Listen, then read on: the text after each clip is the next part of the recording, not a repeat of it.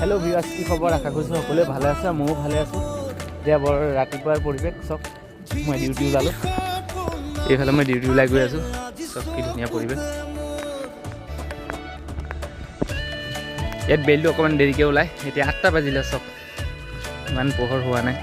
আমাৰ তাত 6টা বজালৈকে হৈছে। চাব পাইছে।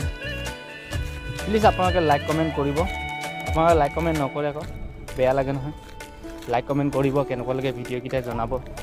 যদি ক'তোবা ভুল থাকে, ভুলবিলাক আপোনালোকে কমেণ্ট কৰি জনাব, ক'ত কিবা ভুল হৈছে নেকি, যাতে মই আগুৱাই যাবলৈ সুবিধা হ'ব। এতিয়া ৰাতিপুৱা 8টা বাজিছে, ডিউটি ওলালোঁ আৰু দিনটোৰ কাৰণে 12 ঘণ্টা ডিউটি। এইফালে চব কি ধুনীয়া পৰিৱেশ, কি ধুনীয়া।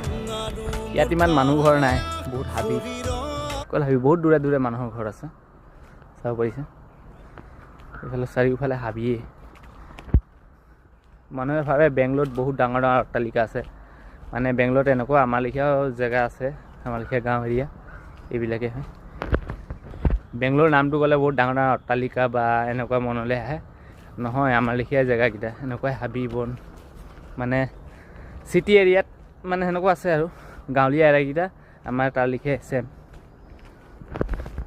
আজিলৈ হ'ব আৰু বাই বাই, টাটা, আৰু লগ পাম নেক্সট ভিডিঅ'ত।